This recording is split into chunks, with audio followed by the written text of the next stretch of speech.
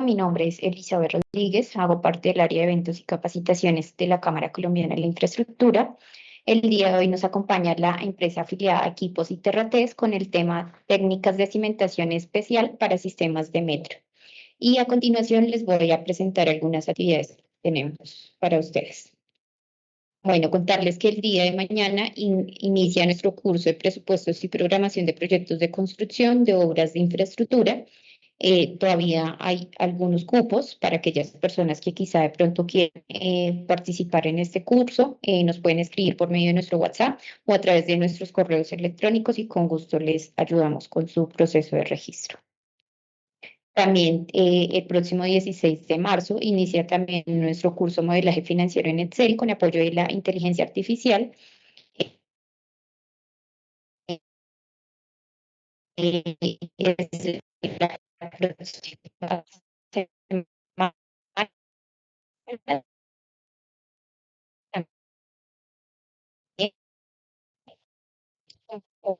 Pueden ver el 9 de marzo tenemos una nueva jornada empresarial, preparación de la contabilidad para afrontar una controversia legal en el sector de infraestructura.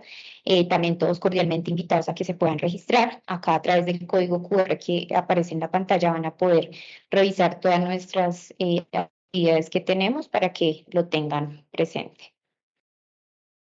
Y el próximo 9 de abril también tenemos una nueva jornada empresarial, Backup como herramienta esencial en el camino de la ciberseguridad. También invitarlos a todos a que nos puedan acompañar en esta jornada. Y el próximo 23 de abril tenemos nuestro evento, la 10ª jornada de infraestructura y derecho. Este es en el Club del Nogal. Cualquier inquietud acerca de la agenda la pueden consultar a través de nuestra página web o también a través de nuestros canales como lo son el correo electrónico y el WhatsApp. Con gusto nosotros les ayudamos a resolver cualquier duda, inquietud que tengan acerca de estas actividades. Y bueno, para las empresas, para las personas que se encuentren acá conectados, también recuerden que nos pueden acompañar como panelistas en las jornadas empresariales. Nos pueden escribir, nos contactan y con gusto les ayudamos a reservar el espacio que tengan ustedes disponible. Y por último, invitarlos a que nos sigan en nuestro canal de WhatsApp. A través de este código QR nos van a poder seguir y van a estar actualizados de todas las actividades que tenemos para ustedes, eventos, capacitaciones y jornadas empresariales. Y bueno, no siguiendo más, damos paso a la señora Nubia Beltrán. Ella es parte de la empresa Equipos y Terrates como desarrollo de negocios. Adelante. Gracias, Elizabeth. Bueno, buenas tardes a todos. Gracias por acompañarnos en nuestra charla técnica de cimentación especial para sistemas de transporte masivo urbano en metro, subterráneo y aéreo, con algunos casos de aplicación en la región. Muy rápidamente, Equipos y Terrates es una empresa especializada en cimentaciones profundas, soluciones geoestructurales y mejoramiento de suelos, lo cual nos ha permitido desarrollar proyectos de gran envergadura a nivel nacional e internacional, con presencia en Ecuador, Colombia y Panamá, como los casos de aplicación que vamos a mencionar hoy. Hoy nos acompaña Rodrigo Gómez, ingeniero de caminos y puertos, estructuras y cimentaciones de la Universidad de Burgos, máster en geotecnia y responsable del área técnica en Equipos y Terratet desde hace más de 10 años. Rodrigo cuenta con más de 15 años de experiencia en soluciones especializadas de cimentación y técnicas de proyectos especiales. Adelante, Rodrigo, te cedo la palabra. Muchas gracias a todos. Preguntas, por favor, al final y si pueden escribirlas en el chat, las vamos a resolver y a contestar al final. Muchas gracias a todos. Muchas gracias, Nubia. Gracias a todos por su asistencia. Esperamos que, bueno, con esta charla tengan una visión un poco más técnica y específica de las diferentes metodologías que se usan de cimentación especial en sistemas de metro, ¿no? Bueno, al final nuestra presentación va a seguir este contenido, ¿no? Vamos a hablar un poco de hacer una introducción sobre los métodos constructivos en sistemas de metro. Estos métodos constructivos, en función de cómo se ejecuten y de las estratigrafías que vayan atravesando, las líneas de metro van a ir encontrándose diferentes desafíos geotécnicos, ¿no? Que eso sería la segunda parte de nuestra presentación. De ahí ya pasaremos a explicar en específico las diferentes técnicas de cimentación profunda que se usan en estas líneas de metro, y también algunos de los mejoramientos de suelo o técnicas de mejoramiento que son las más aplicadas en estos casos, ¿no? Y por último, bueno, presentaremos dos de los casos de estudio cercanos a todos, ¿no? a esta área, en los que hemos participado directamente, que son el Metro de Quito y el Metro de Bogotá. Bueno, ya metiéndonos en el asunto de los métodos constructivos en sistemas de metro, normalmente al ejecutar un metro se tiene que adaptar al entorno urbano que ya tiene la ciudad y al tipo de infraestructura que cuenta, ¿no? Entonces, no es lo mismo desarrollar un metro en una ciudad que tenga amplias calles o amplias vías, como puede ser Bogotá, en ciertas zonas de la ciudad, o desarrollos nuevos, digamos, o organizados, que hacerlo en una ciudad en su centro histórico, que normalmente tiene calles más estrechas, y por eso cada método se adapta a lo que hay y a la zona por donde tiene que pasar el metro, ¿no? Entonces, dentro de los métodos constructivos podemos destacar el aéreo superficial, como el que se está desarrollando en Bogotá, o el subterráneo mecanizado, que sería la técnica que se realizó en la primera línea del Metro de Quito, y también las técnicas de top-down o cut and cover, que pueden combinarse en la misma línea, ¿no? Por ejemplo, el top-down normalmente se usa para estaciones y el cut and cover en algunas zonas de un metro subterráneo puede ser interesante usarlo cuando la cobertura del túnel es reducida y se permite este tipo de excavación a cielo abierto. Pues cada método implica diferentes desafíos en términos técnicos que vamos a explicar a continuación. Bueno, en cuanto al método aéreo, los que vivan en Bogotá pueden ya estar sufriendo ciertos aspectos o limitaciones que tiene este método, como por ejemplo el impacto visual, el ruido durante la construcción y también durante la operación, y la ocupación del espacio urbano. Estos, digamos, son las principales limitaciones, pero también tiene ciertas ventajas, como normalmente hay menores complejidades en cuanto a atravesar estratos o niveles freáticos altos, que puede ser un limitante o un desafío en técnicas subterráneas. En este caso, pues, se evitan este tipo de problemas, ¿no? Pero bueno, al final, como he dicho, cada método se adapta a la ciudad a la que tiene que servir, ¿no? De ahí el método constructivo subterráneo con tuneladora, que es lo que normalmente se usa en esta época, ¿no?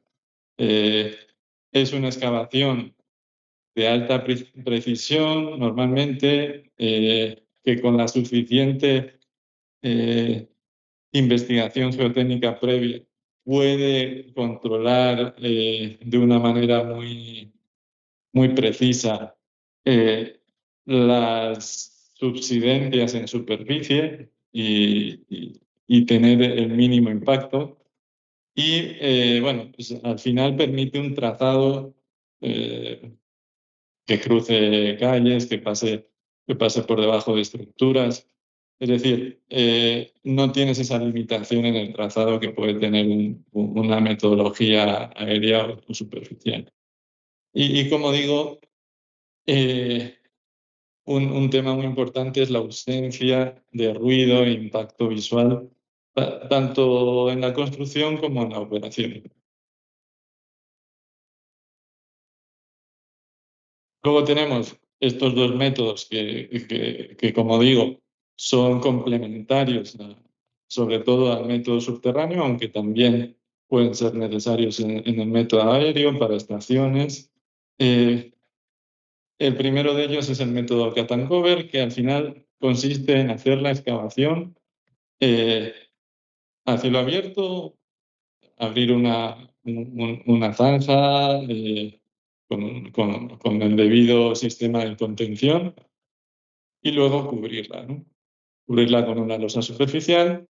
¿Qué ventaja tiene? Pues la principal es la ventaja de excavar a cielo abierto, de estar controlando de manera visual la excavación, los sistemas de contención, pero tiene una gran limitación que genera una gran afectación en superficie y desvíos de tráfico durante un tiempo más elevado que, por ejemplo, un sistema de top-down que explicaremos a continuación.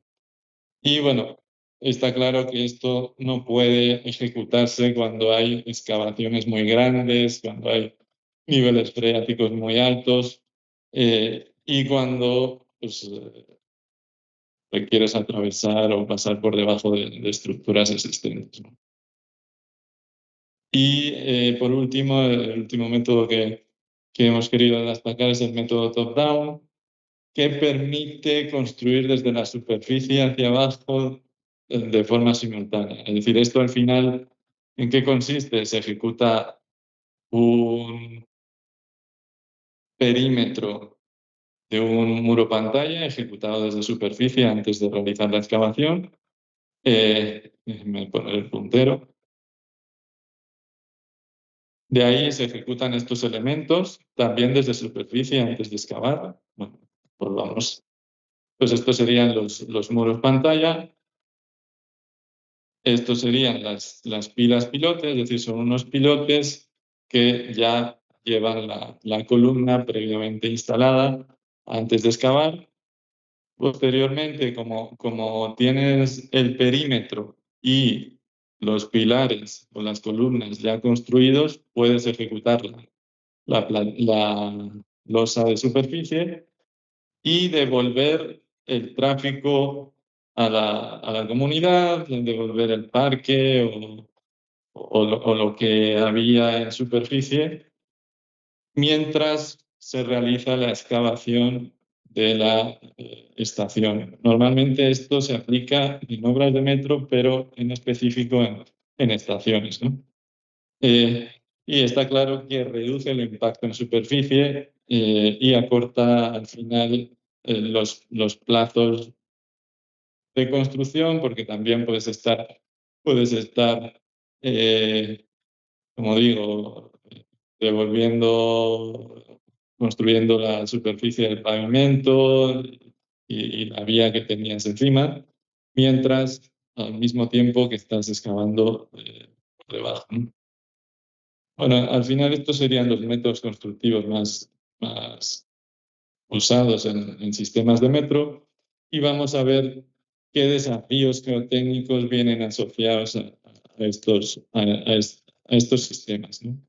Tenemos normalmente que lidiar con entornos urbanos densamente poblados y también altamente sensibles a deformaciones, estructuras que en muchas ocasiones son ya antiguas y en las que se va normalmente a excavar muy próximo a estas estructuras y se van a hacer grandes excavaciones, ¿no? Tenemos de manera habitual en toda ciudad, hay zonas que tienen problemas geotécnicos ya asociados a cómo se desarrolló la ciudad. Por ejemplo, en la ciudad de Quito hay muchas zonas de antiguas quebradas o cauces antiguos que fueron rellenadas con rellenos antrópicos. Estos rellenos, pues, muchas veces no fueron debidamente controlados su ejecución y entonces nos encontramos en la ejecución de estas obras con diferentes tipos de estratos que pueden generar problemas geotécnicos, ¿no? También niveles freáticos elevados en algunas zonas, por ejemplo, en caso de Bogotá, prácticamente en toda la ciudad. Y como digo, son obras que se ejecutan en espacios muchas veces reducidos, también con cronogramas bastante limitados y siempre se busca afectar lo menos o el menor tiempo a la ciudad, ¿no? Pues bueno, dentro de los desafíos geotécnicos asociados a cada una de las técnicas, tenemos dentro del método aéreo superficial. ¿Qué problemas podemos tener? Pues que estemos atravesando una zona de suelos blandos o con capacidad cortante limitada. Es muy restrictivo en estos casos los asentamientos diferenciales entre pilas y apoyos del viaducto. Y también pues nos encontramos en algunas cosas, en algunos casos, ejecutando este tipo de técnicas y cimentaciones en zonas donde no se pueden generar excesivas vibraciones porque pueden afectar a viviendas históricas o que puedan tener alguna afectación con estas vibraciones, ¿no? Luego tenemos, en cuanto al subterráneo, pues está claro que la problemática geotécnica se incrementa porque ya no estás encima del terreno, sino que lo estás atravesando, ¿no? Y muchas veces, pues cuando atraviesas diferentes estratos, al no conocerlos de manera detallada, porque al final las investigaciones geotécnicas son limitadas en el diseño y en la construcción, pues tienes que irte enfrentando a diferentes estratos, rellenos antrópicos, estratos blandos que pueden generar asentamientos. Cuando pasa la tuneladora, pueden generar asentamientos en superficie, en estructuras existentes. También los niveles freáticos elevados pueden, digamos, modificarse cuando se hacen estructuras subterráneas pues, el bombeo en algunos casos, puede bajar el nivel freático y afectar a los esfuerzos del terreno y por lo tanto generar asentamientos en superficie y básicamente eso, ¿no?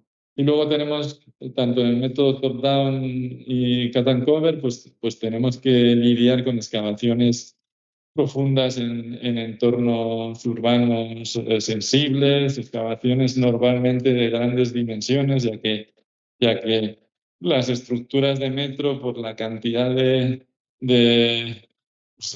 personas que usan el servicio cada día, necesitan grandes espacios en las estaciones subterráneas y por lo tanto se tienen excavaciones profundas y excavaciones entre niveles, digamos, luces entre luces y alturas de excavación mucho más grandes que en un parqueadero normal, ¿no? Entonces tienes empujes laterales elevados y restricciones de deformaciones. Entonces, esto al final exige soluciones geotécnicas rígidas, habitualmente, muros pantalla y otras problemáticas que nos podemos encontrar en estos métodos es la estabilidad de fondo en la excavación. Puede haber, por el tema del agua subterránea, roturas de fondo de excavación, sifonamientos. Bueno, hay diferentes patologías que pueden presentarse en estos sistemas, ¿no?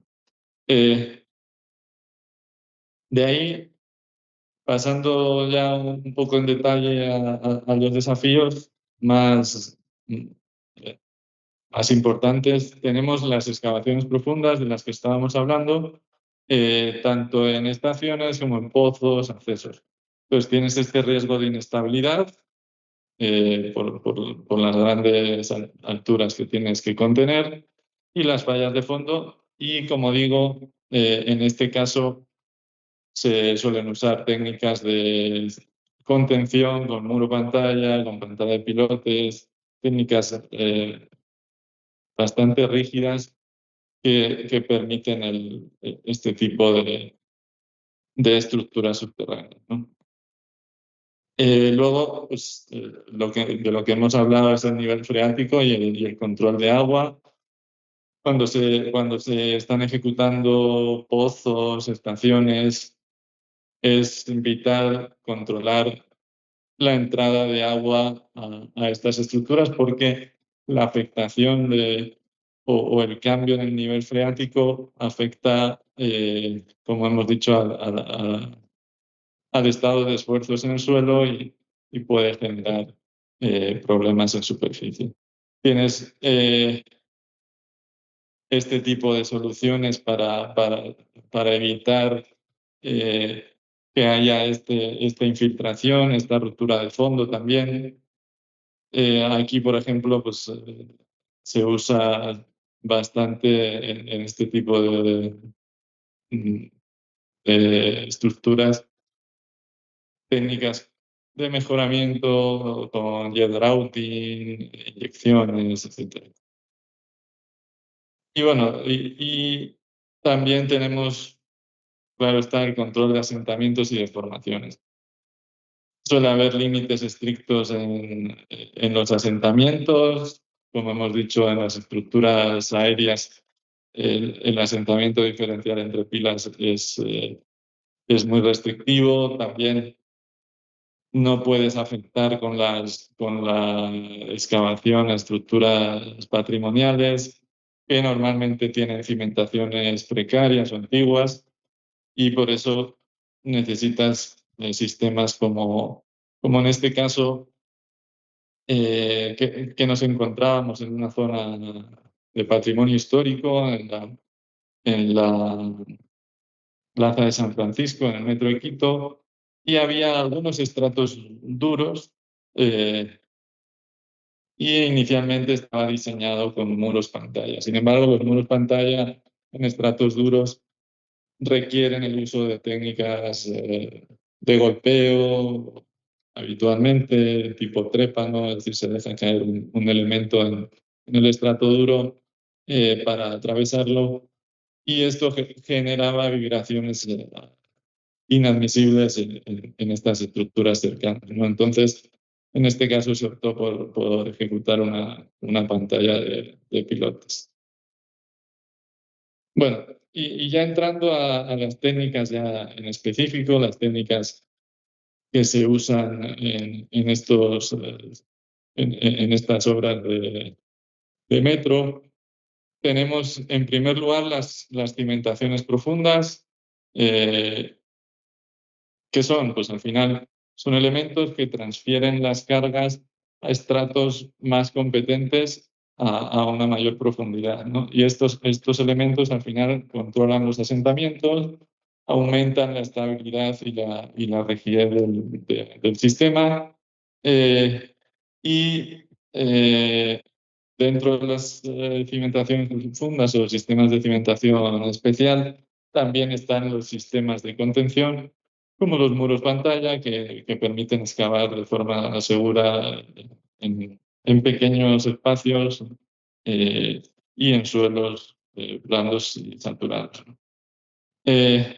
La primera técnica que todos entiendo conocerán, y si no, pues voy a hacer una pequeña explicación de en qué consiste. Bueno, al final son elementos verticales que transmiten las cargas a estratos profundos, como hemos dicho. Se pueden ejecutar de varias formas. Los más conocidos son los hincados y los perforados o los tipo Kelly.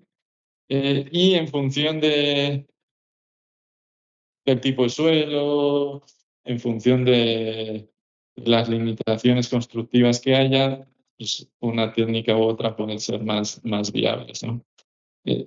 Al final, ambas técnicas, tanto los hincados como los perforados, tienen el mismo objetivo de controlar asentamientos y aportar pues, mayor rigidez al sistema, evitar asentamientos diferenciales, ¿no?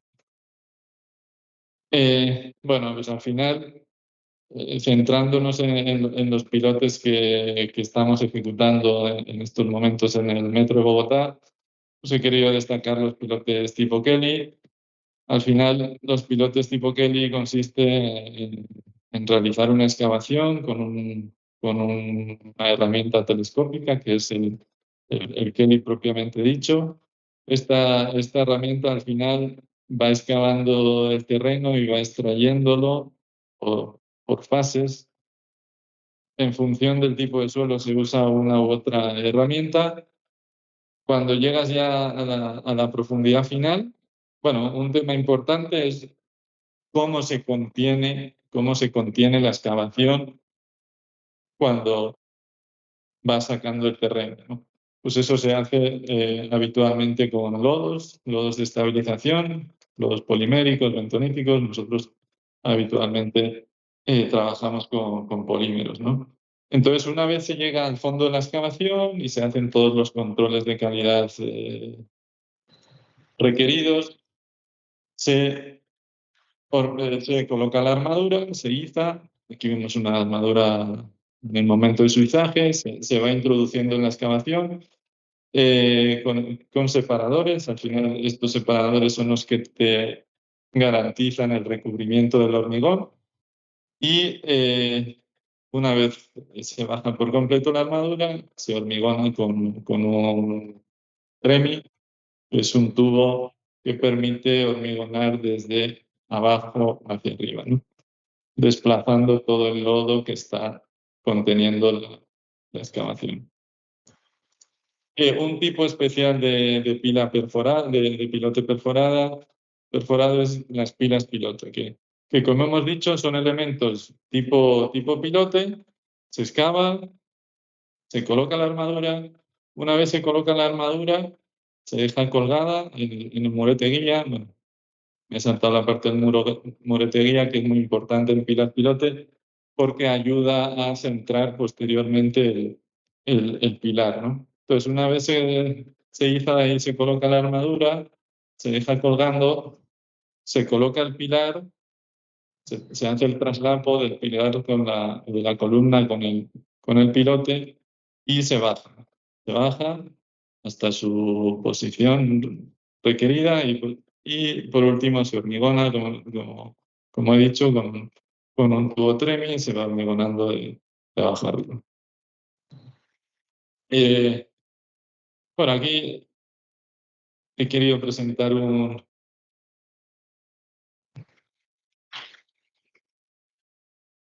video de esta técnica ejecutada en el Metro de Quito. Aquí podemos ver ¿Cómo se está haciendo la excavación? La excavación es de un pilote de gran diámetro, de 2,5 metros o de 2,25 metros, no recuerdo bien. Aquí vemos los nodos de estabilización, los poliméricos en este caso.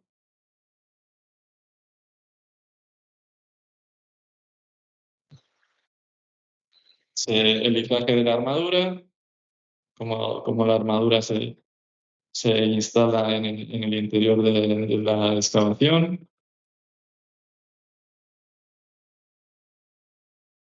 Se van instalando los separadores y se deja a un nivel que permita hacer el solape con la pila, ¿no? A los que conozcan el Metro de Quito, estas son las pilas o las columnas que se ven en la mitad de las estaciones. Son columnas también de un diámetro considerable que se ejecutaron desde superficie antes de la excavación. Aquí está la fase de unión entre la pila y la columna. Y por último, una de las fases más importantes es el aplomado de este pilar. Ese pilar tiene que ir completamente vertical, en su posición exacta, y eso se logra con ese centrador metálico y con la ayuda de la viga guía o mortero guía en superficie. Bueno, pasando a otra técnica, tenemos los muros pantalla. Los muros pantalla son elementos continuos de hormigón armado que también se ejecutan desde superficie antes de realizar la excavación. Pues al final actúa como un sistema de contención, como un muro, pero con la ventaja de ser ejecutado previamente a la excavación. Y normalmente se integran en el sistema top-down, aunque también pueden ser ejecutados en sistemas de excavación. Pero ahora cuando vi el archivo esta mañana. Tenemos también aquí un poco la exposición de cómo se ejecutan estos muros, porque, bueno, puede generar la duda de cómo es que se ejecuta desde arriba, cómo se unen paneles. Pues al final esto se ejecuta por módulos o por paneles de inicio, paneles de avance y paneles de cierre. Bueno, estoy exponiendo el caso de muros pantalla ejecutados con juntas circulares, que es lo que normalmente nosotros construimos, ¿no? Entonces, al final, esto es una cuchara bivalva que excava igual en fases, va sacando la tierra con las valvas. Una vez se ejecuta la excavación, en el caso de los paneles de inicio, se colocan dos tubos junta. Esos tubos junta al final es lo que genera el machembrado entre paneles, ¿no? Entonces, una vez colocados los tubos junta, se coloca la armadura y se hormigona también con hormigón tipo Tremi y con el tubo, ¿no? Posteriormente al hormigonado, cuando el hormigón está en una fase de fraguado específica, se sacan los tubos junta y ya, digamos, queda la forma circular que le da el machembrado al muro. Los avances, al final, ya tienes un módulo previo, entonces ya tienes la forma circular en uno de los lados. En el otro, en cambio, colocas el tubo junta y, al igual que en el caso anterior, se coloca la armadura y se hormigona. Y los cierres, en este caso ya no necesitas tubos junta porque ya tienes las dos formas previamente ejecutadas en los paneles sucesivos, ¿no? Previos, digamos. Aquí está un poco el proceso. Estos son las cucharas que se usan para la ejecución de estos muros. Al igual que en los pilotes, se requiere un lodo de estabilización de la excavación. Estos lodos, de hecho, en el caso de muros pantalla, cumplen una función de estabilidad mayor, ya que tienes un elemento rectangular que tiene una estabilidad peor que un elemento circular que por su propia forma genera unos esfuerzos menores, ¿no? Entonces, esta es la fase de colocación de la armadura. En caso de paneles largos, se colocan dos armaduras. Estas armaduras tienen que tener unos rigidizadores, un acero constructivo, que no es el acero que requiere el muro para soportar los empujes, sino que es un acero que requiere la estructura para poder construirse, poder izarse sin que se deforme en exceso y para poder ser introducida de manera completamente vertical y sin deformaciones en la excavación, ¿no? Ahí vemos el proceso de instalación. Aquí podemos ver las juntas. Las juntas son las circulares. Y por último se coloca la tubería TREMI y ese hormigón, ¿no? En este caso, como es un panel largo, panel de una anchura considerable, se hormigona con dos premis y al mismo tiempo, ¿no? Con dos mixers que de manera habitual se descargan directamente sobre el embudo. Listo.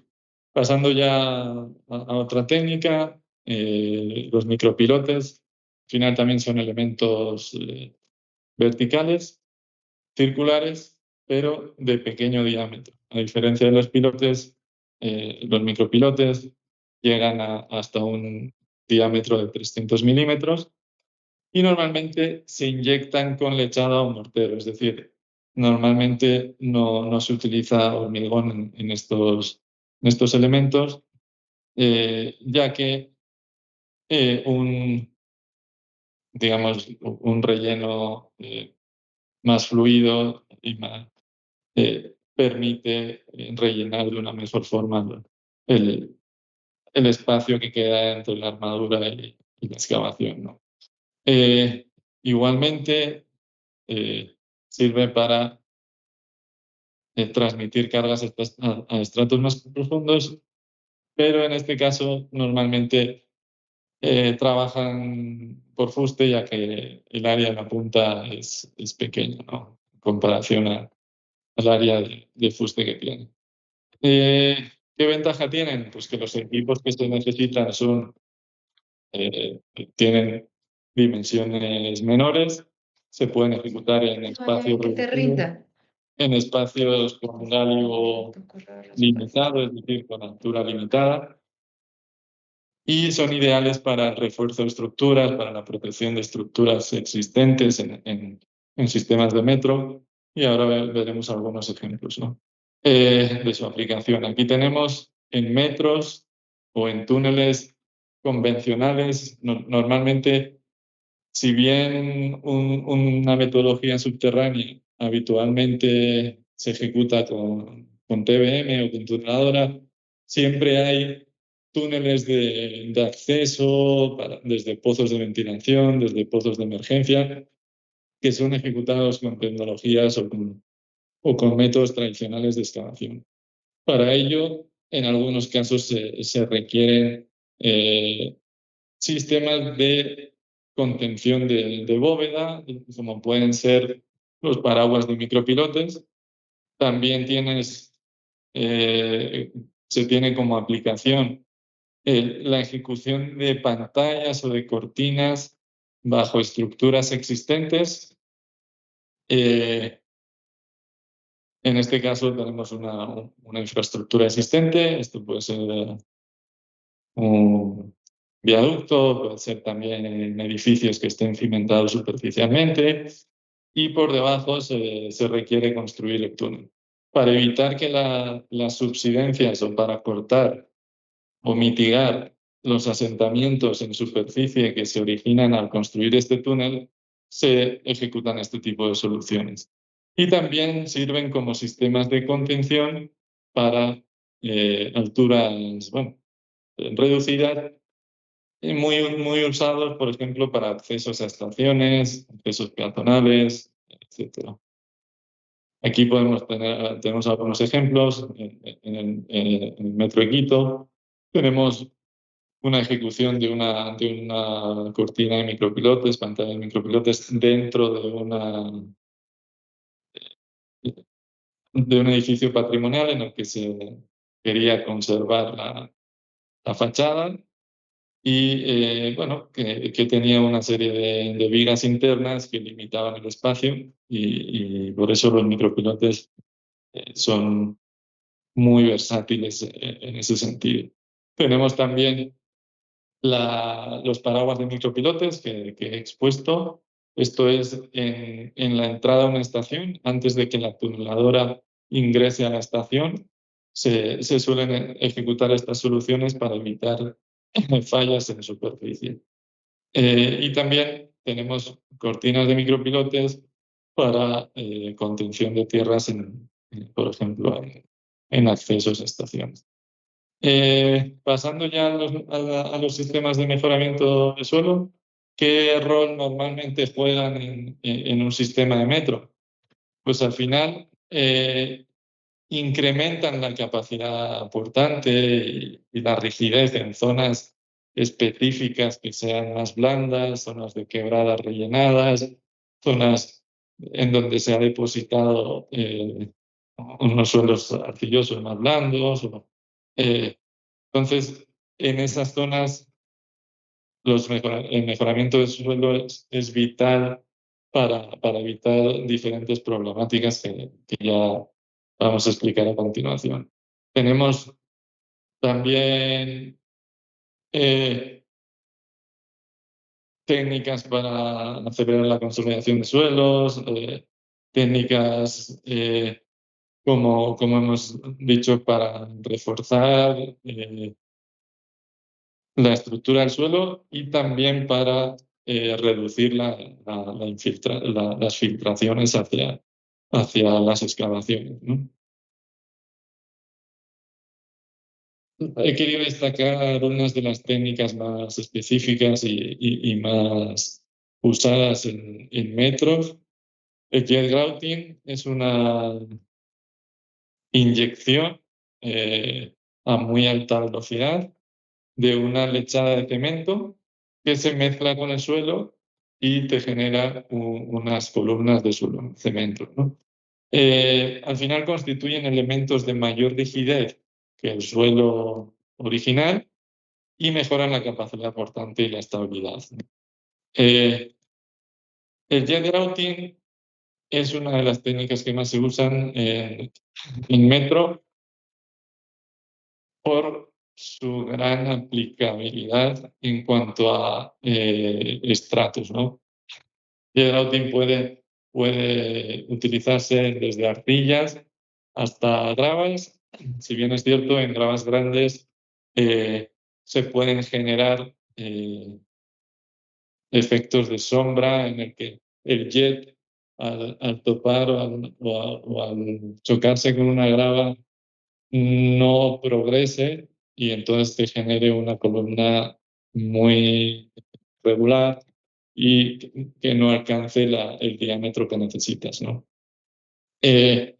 Aquí está la técnica. Vamos a también presentar un pequeño video. Si bien es cierto, la técnica del grouting, pues al final no se ve gran cosa. Aquí a la derecha vemos cómo se hace la inyección. Se perfora y se inyecta a medida que se va subiendo el varillaje, se inyecta, como he dicho, a muy alta velocidad.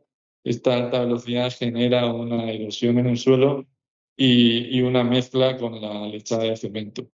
Esto suele servir o suele ser muy útil para atravesar, como digo, zonas en las que la tuneladora pueda tender a cabecear o a desviarse, porque son zonas blandas que no soportan el peso de la tuneladora excavándolas, ¿no?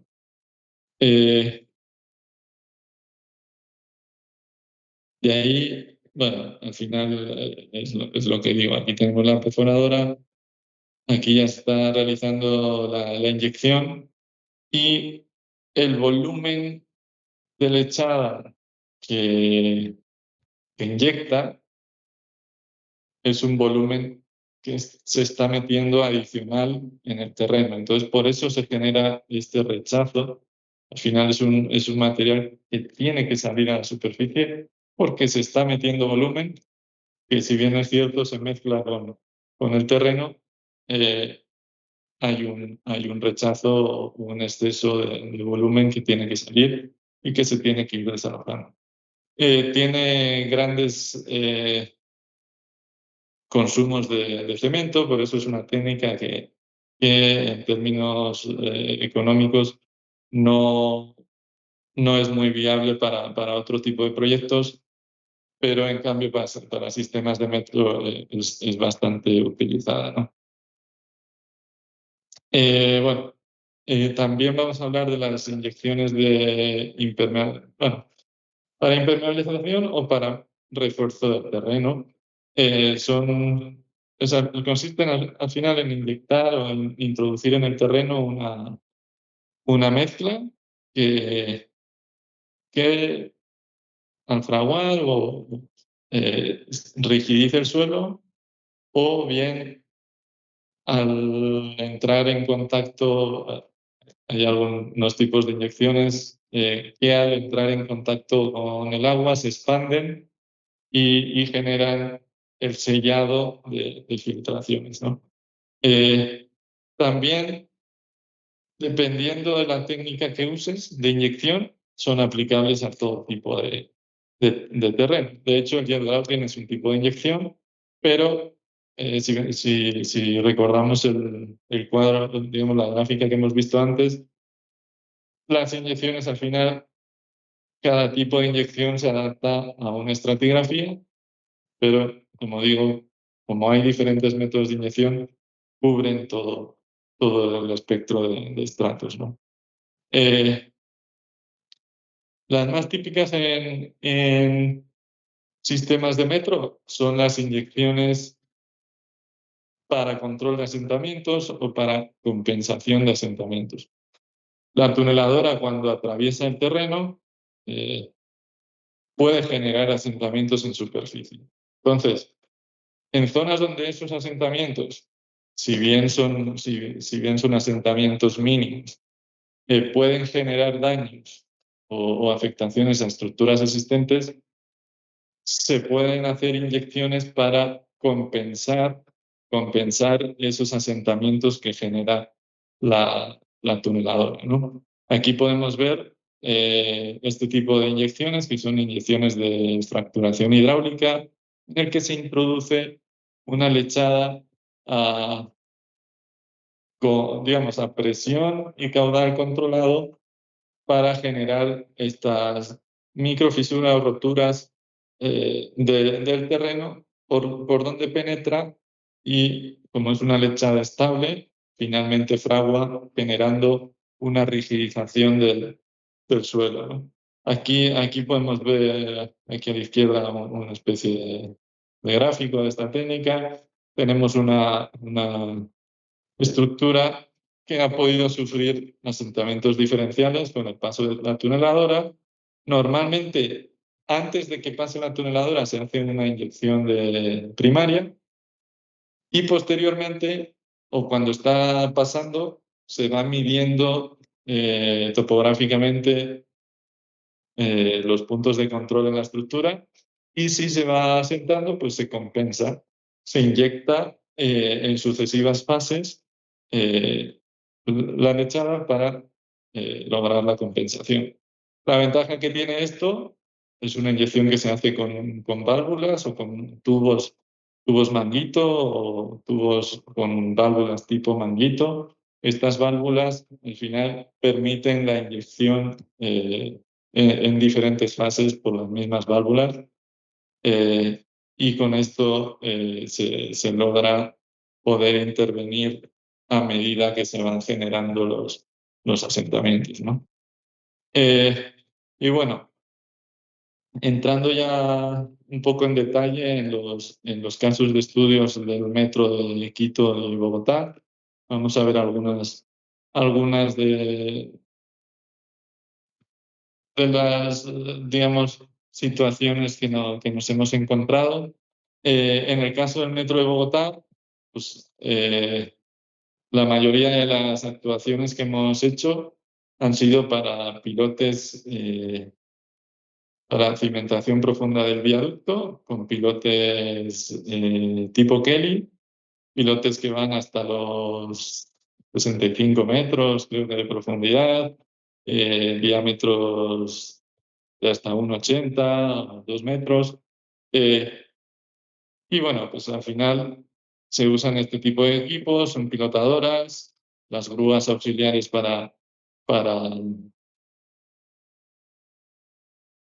las grúas auxiliares para el izaje de armaduras y para el hormigonado.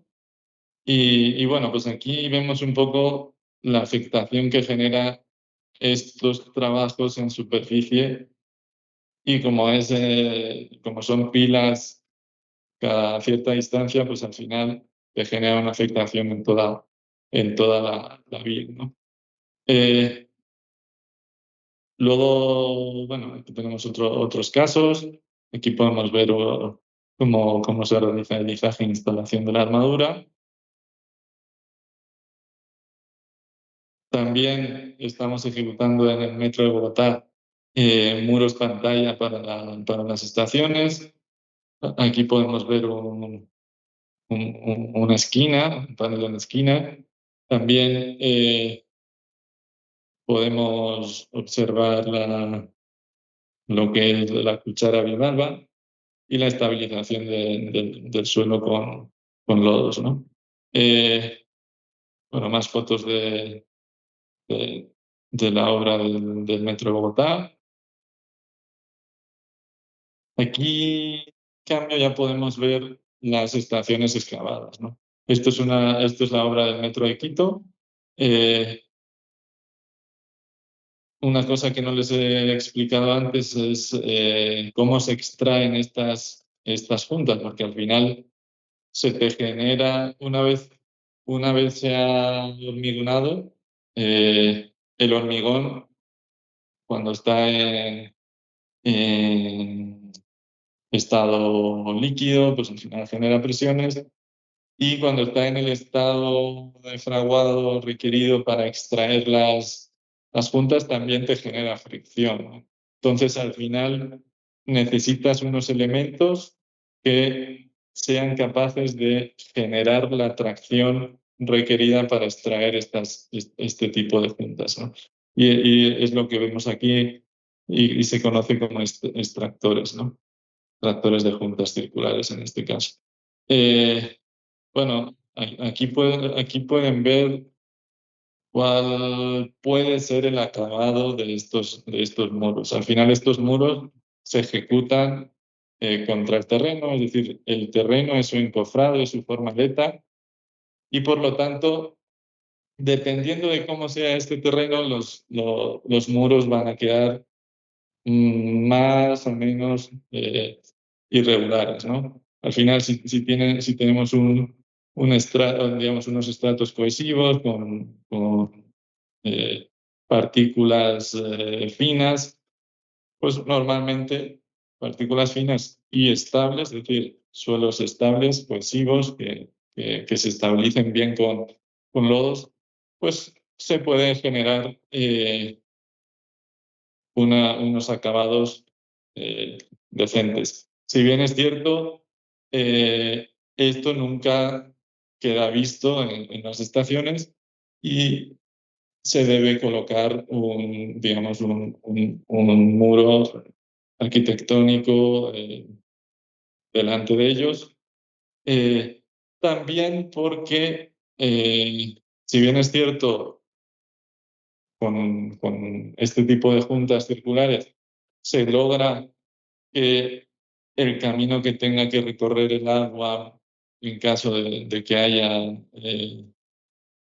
filtración o en caso de que haya nivel freático alto, el camino que debe recorrer es mayor que en una junta plana. Realmente, con el paso del tiempo, se pueden generar humedades en las uniones, ¿no? Pues por eso es indispensable tener ese muro y esa cámara entre, digamos, entre el muro pantalla y la estación, ¿no? ¿Qué más? Aquí podemos ver cómo se vería una estación. Está claro, antes de generar los acabados, una estación ejecutada con el método top-down. Estas son las pilas pilote que se ejecutan desde arriba, como les he mostrado antes. Y bueno, sirven para generar estos grandes espacios necesarios en las estaciones.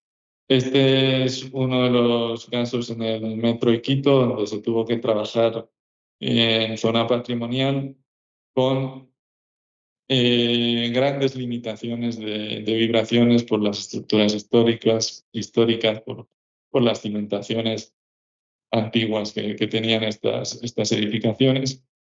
Y como digo, se unió a estas limitaciones del entorno, se unió la problemática geotécnica. Al final se tenía que hacer una excavación, una estación, en una zona donde existían estratos duros, no eran roca, eran posibles estratos o lentes más competentes que con la cuchara bivalva habría sido difícil excavarlos, podría haberse necesitado uso de trépano o de técnicas para fracturar o excavar ese estrato duro, y por lo tanto se optó por un sistema de contención con pilotes. En este caso eran pilotes separados. También se pueden hacer pilotes tangentes, pilotes secantes, ¿no? En este caso tiene una separación de 5 o 10 centímetros entre caras externas, pero que no generaba ningún problema porque no existía un nivel freático alto, ¿no? Pues aquí podemos ver cómo quedaron este tipo de sistemas, ¿no? Igualmente, aquí el desafío que hubo es que en superficie cada piedrita o cada roca que está colocada y que forma la superficie de la plaza de San Francisco tuvo que ser retirada y colocada posteriormente en el mismo lugar y de la misma forma en la que estaba, ¿no? ¿Qué más? Bueno, tenemos las cortinas de micropilotes, como hemos hablado, que sirvieron sobre todo para accesos a estaciones. Aquí podemos ver cómo se realizaba la mezcla de la lechada de cemento. Aquí está la excavación y cómo finalmente quedaban los micropilotes. Los micropilotes, de manera habitual, están, digamos, armados con tubería. Muchas veces quizá vemos pilotes pequeños con armadura convencional de varillas, pero este tipo de elementos de pequeño diámetro, cuando se diseña con armadura, genera muchas limitaciones de espacio para posteriormente realizar el llenado de los elementos o la fundida, ¿no? Entonces, por eso el uso de tuberías es mucho más constructivamente adecuado para la calidad de los elementos, ¿no? Para que los elementos te queden con la calidad requerida. Aquí vemos una cortina o una pantalla de micropilotes que se ejecutó para evitar que la tuneladora generara asentamientos en este edificio que estaba aquí, ¿no? Bueno, normalmente cuando la tuneladora pasa a poca cobertura o a poca distancia de bien la estructura o bien la superficie, hay mucho más riesgo de que se generen subsidencias en superficie. Entonces, con este tipo de técnicas lo que se hace es cortar la campana de subsidencias y mitigarla, ¿no? También en cuanto a micropilotes, como hemos hablado antes, teníamos, bueno, se suelen generar este tipo de soluciones en las entradas a las estaciones, en las entradas o salidas a las estaciones de la tuneladora, porque son zonas más críticas a la hora de que se produzcan, digamos, fallas del terreno en superficie, ¿no? Entonces, aquí vemos cómo se planteaban estos diseños y cómo se ejecutaban. En este caso, si ven acá también es una estación, creo que igualmente en San Francisco, una estación ejecutada con pantalla de pilotos. En este caso creo que era la estación de Universidad Central. ¿Qué más? Bueno, esta es la técnica que les he comentado sobre inyecciones de compensación o inyecciones armadas de hidrofracturación hidráulica. Al final, ¿en qué consiste? En el caso de sistemas de metro, normalmente se ejecutan pozos. Aquí podemos ver un pozo. Este pozo se ejecuta en un área libre, cercano a las estructuras que se desea proteger, y dentro del pozo se coloca una perforadora. En este caso es una perforadora diseñada específicamente para trabajar en pozos, ¿no? Básicamente es una perforadora que trabaja perforando en horizontal principalmente o con ligeros ángulos.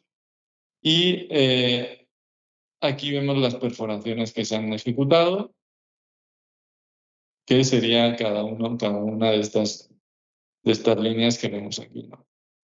Entonces, en cada una de estas perforaciones se deja introducido un tubo con unas válvulas y estas válvulas sirven para inyectar la lechada de cemento cada metro, cada 0,50. Entonces, las válvulas están a lo largo de todo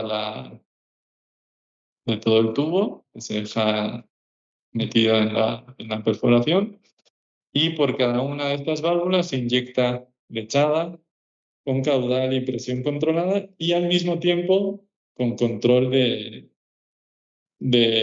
topográfico de las estructuras en superficie.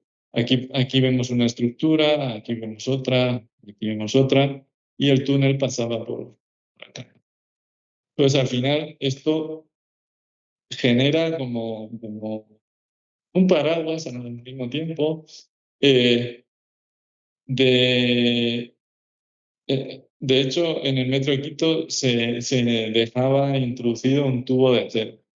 Hay dos opciones: dejar un tubo de acero con válvulas o dejar un tubo de PVC. El tubo de acero, además, ayuda a rigidizar y digamos, a generar una estructura en el suelo, que también ayuda a mejorar el comportamiento ante el paso de la tuneladora, ¿no? Entonces, esa es la técnica. Tenemos una técnica muy específica para metros, pero, digamos, muy específica para metros, esta solución de pozos, ¿no? Pero es una técnica que también puede ejecutarse en obras normales, en estructuras que hayan sufrido asentamientos diferenciales y sin problema puede ser aplicable, si bien no es una ejecución de pozos, porque económicamente quizá no sea viable, pero sí con perforaciones inclinadas buscando tratar por debajo de la zapata o de la cimentación que esté teniendo problemas y llegando al estrato que se requiere rigidizar, ¿no? Por último, pues tenemos el jet grouting. El jet grouting, como hemos dicho, es una inyección a muy alta velocidad de una lechada de cemento que erosiona el terreno y lo mezcla, ¿no? Aquí tenemos unas columnas de prueba que se ejecutaron en el metro de Quito. Estas columnas pueden alcanzar diferentes diámetros en función del tipo de jet grouting que se ejecute. Hay diferentes tipos de jet grouting: jet tipo 1, tipo 2, tipo 3 y superjet. El jet se diferencian principalmente en la manera en la que erosionan el agua, erosionan el terreno, bien con agua, bien con aire o bien con la propia lechada, y también se diferencian las presiones de inyección, ¿no? Entonces, en el metro de Quito ejecutaron este tipo de columnas que, como digo, alcanzaban hasta los 3,5 metros, 4 de diámetro, en función del estrato que tenían que tratar, ¿no? ¿Para qué se usaban? Pues aquí tenemos una aplicación muy útil. Este es el túnel principal del metro, de la línea por donde circulan los trenes, y cada ciertos kilómetros o cierta distancia se ejecuta un pozo de ventilación o también un pozo de evacuación o una salida de emergencia. Estos pozos, ejecutarlos por debajo del nivel freático, pues complican bastante y además generan afectación al nivel freático por la infiltración que se te produce al interior del pozo, y por lo tanto puede generar problemas en la superficie. Entonces, en este caso se hacía un mejoramiento masivo con jet grouting de la zona que es de interés, ¿no? En el perímetro del pozo, en el fondo, porque en el fondo normalmente tienes toda la subpresión del agua, y también en la zona que se excavaba, esta parte del túnel se excavaba con métodos tradicionales, y el jet grouting pues ayuda a estabilizar o a rigidizar o tener un suelo que cuando lo excavas es mucho más estable. Y por último, también se usaba en zonas de quebrada. Esto es un antiguo cauce de evacuación de agua, de época de lluvias.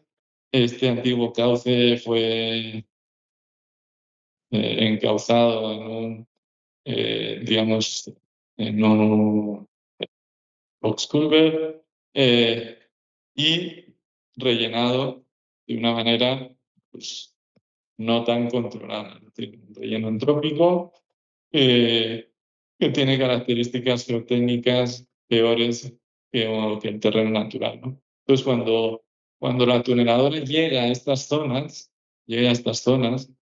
tiende a cabecear, tiende a hundirse, porque está entrando en un suelo mucho más complicado, y además no solo que tiende a hundirse, sino que tiende a generar en superficie asentamientos o deformaciones mucho mayores que las que puede generar en un suelo natural. Entonces, en este caso, se ejecutaban este tipo de elementos que ayudaban a tratar de manera masiva el terreno y tener columnas de buena resistencia y de buena resistencia, y además que permiten ser excavadas con una tuneladora sin ningún problema. Pero en este caso no puedes estar metiendo aquí pilotes armados o pilotes de hormigón de gran resistencia, porque la tuneladora no tiene la capacidad de excavarlos. Entonces, por eso la técnica de grouting también es muy útil, ¿no?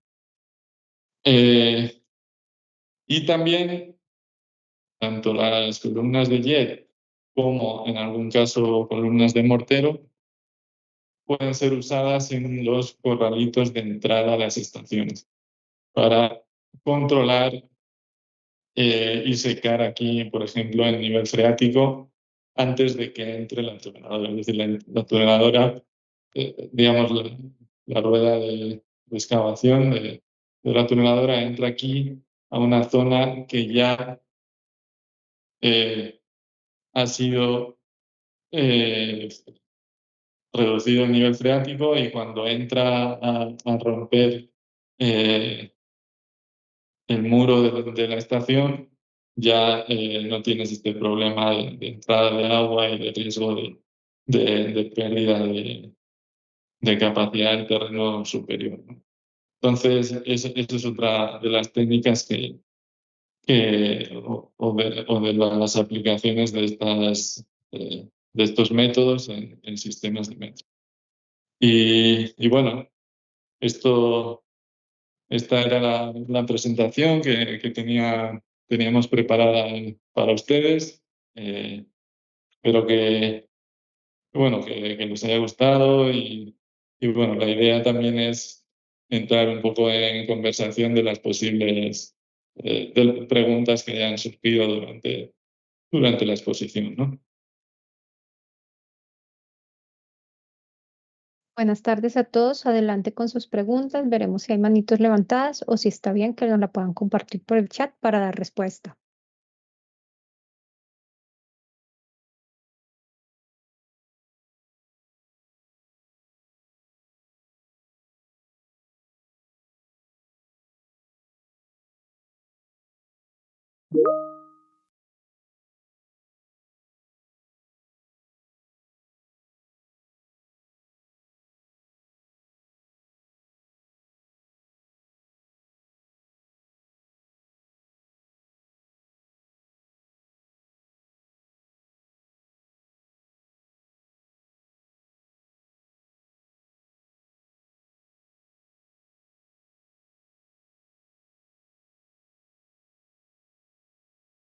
Víctor Hugo Sánchez, adelante, por favor.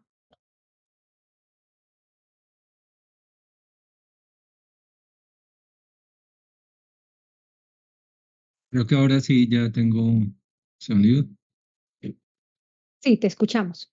Ok, gracias. Buenas tardes. No, la inquietud va en el sentido de si cuál es el método que se pueda tener para prever en etapas de precontrato, llamémoslo así, estos volúmenes de lechadas, obviamente de todo, ¿no? De excavación y todo, pero sobre todo de la lechada, ya sea polimérica o bentonítica, de tanta inyección que puede haber en suelos así difíciles o de poca resistencia, de poca capacidad. Bueno, gracias, Víctor Hugo, por la pregunta. A ver, con respecto a el volumen de inyección En técnicas como jet grouting, digamos, el volumen de cemento que requieres para ejecutar un tipo de columna. Pero en el jet grouting está bastante controlado el volumen de inyección. En épocas, digamos, en fases de diseño, pues se pueden referir a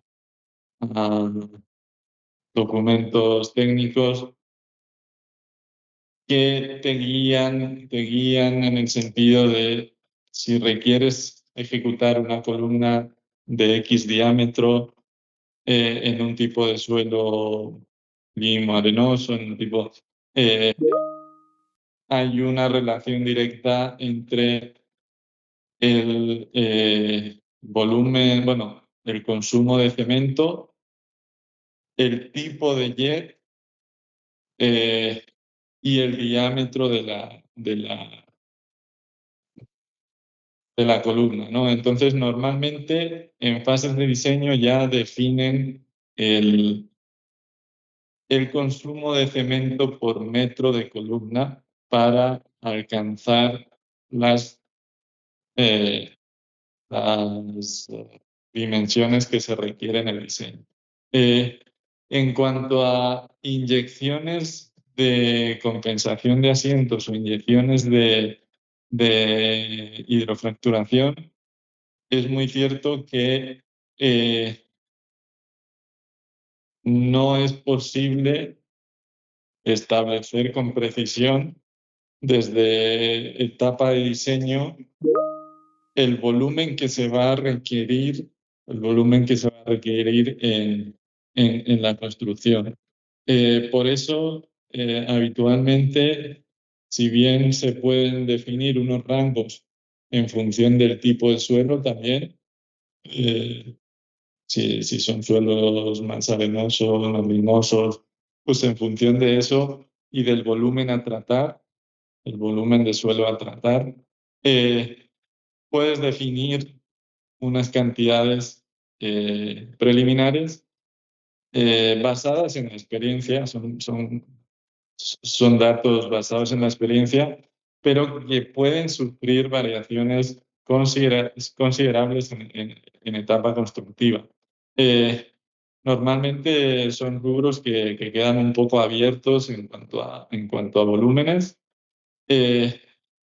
y como digo, no hay una manera de dar en el clavo de cuánto se va a consumir en este tipo de técnicas, como es la inyección de hidrofracturación. Como te digo, el jet grouting completamente definido, se paga por metro, de hecho, y el consumo de cemento está claramente establecido.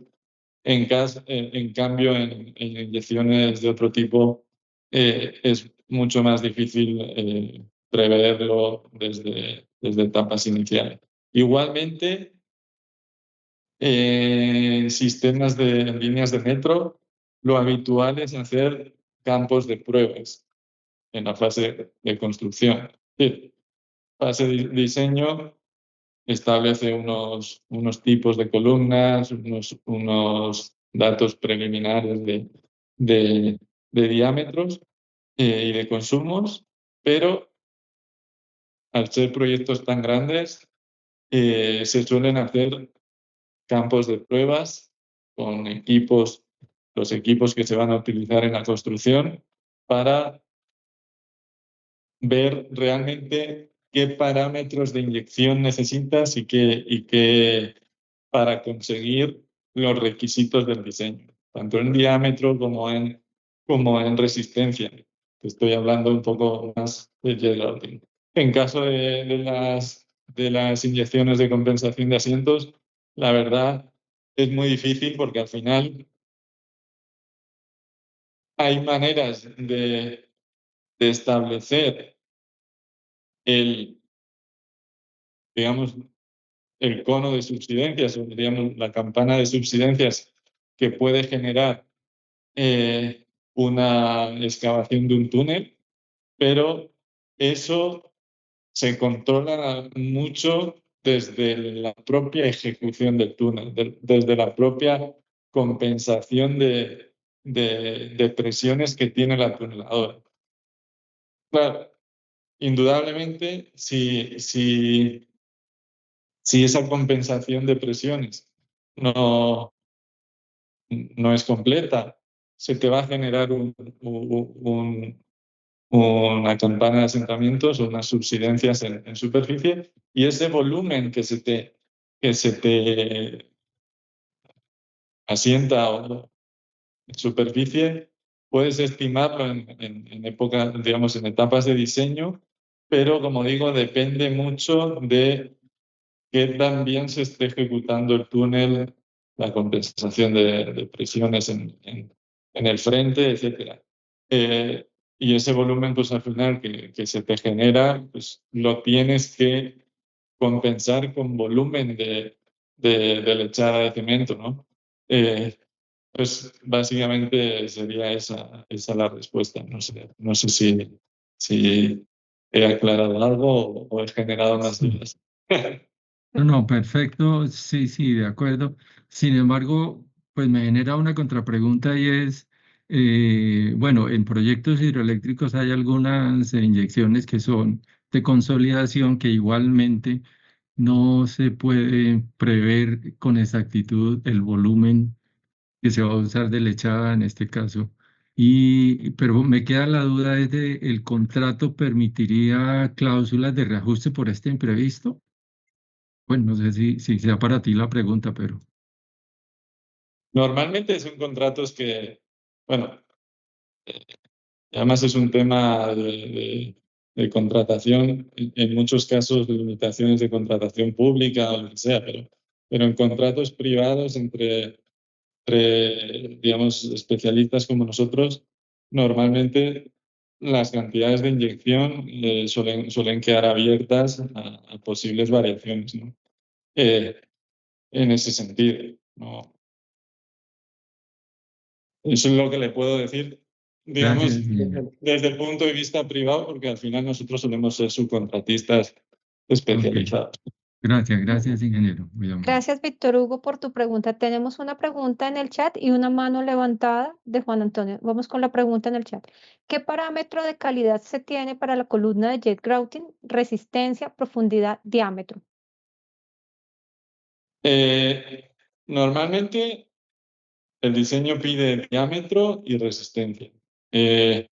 ¿Cómo se mide el diámetro y la resistencia real de cada columna? Pues hay diferentes técnicas. Como digo, inicialmente se suelen hacer campos de pruebas para definir con qué parámetros de inyección consigues esos diámetros y esas resistencias.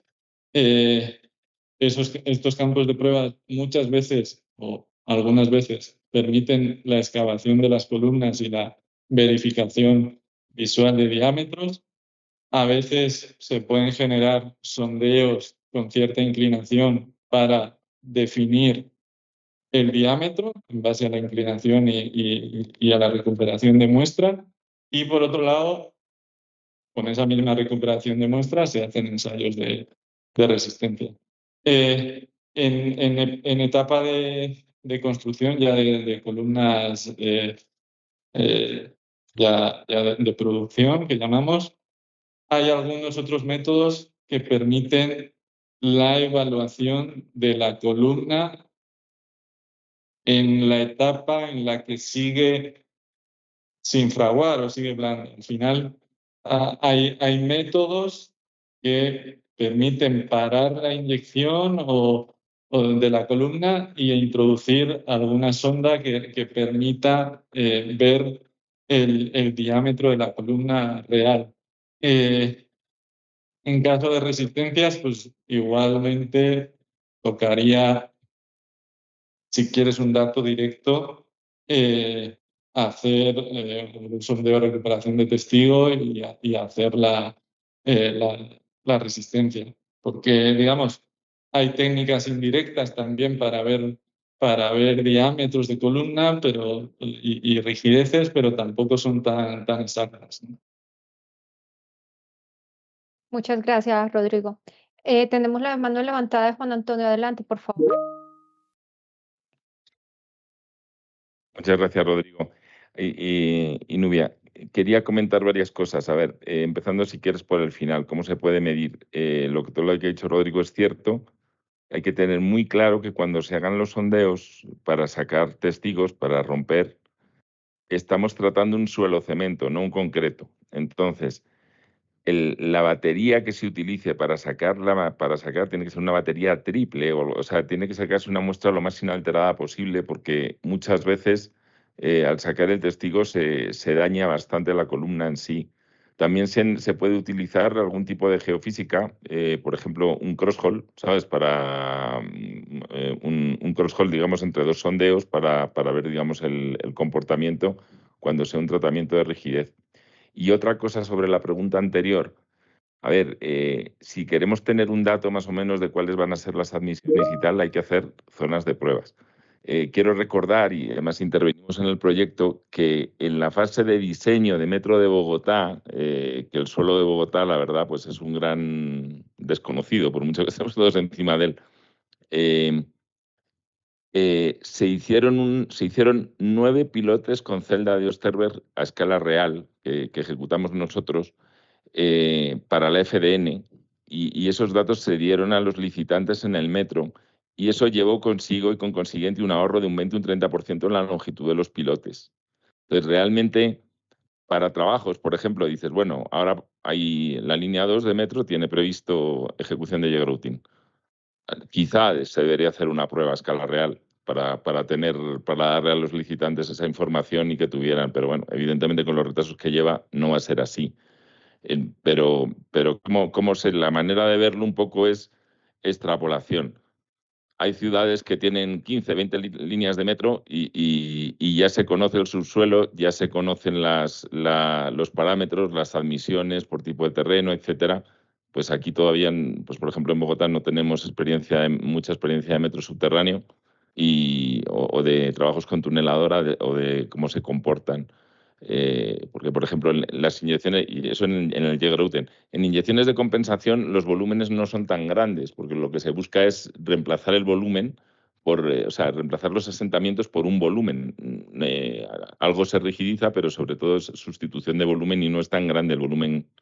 Pero también existe esa extrapolación y hay publicaciones pues, de inyecciones de compensación en la Arcilla de Londres, en el Metro de Madrid, en Lisboa y tal. Evidentemente, como no se ha hecho en Bogotá, pues no hay nada en las arcillas de Bogotá, pero es un tema interesante que hay que verlo. Pero vamos, que la pregunta es si quiere tener claro y cerrar las condiciones en la fase contractual, se deben hacer zonas de prueba. O sea, quizá merece la pena invertir como ustedes dicen, tener un contrato lo más cerrado posible y tener la información clara y que luego no haya, digamos, sorpresas en cuanto a volúmenes y comportamientos.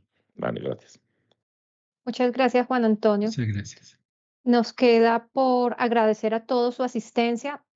Gracias por estar presentes y acompañarnos hoy en nuestra presentación sobre técnicas especiales de cimentación para sistemas de transporte urbano, sistemas metro. Gracias, Rodrigo, por tu presentación, muy ilustrativa y muy clara para todos. Muy buenas tardes, que estén muy bien. Listo. Buenas tardes. Gracias. Muchas gracias. Hasta luego. Gracias. Muchas gracias. Hasta luego.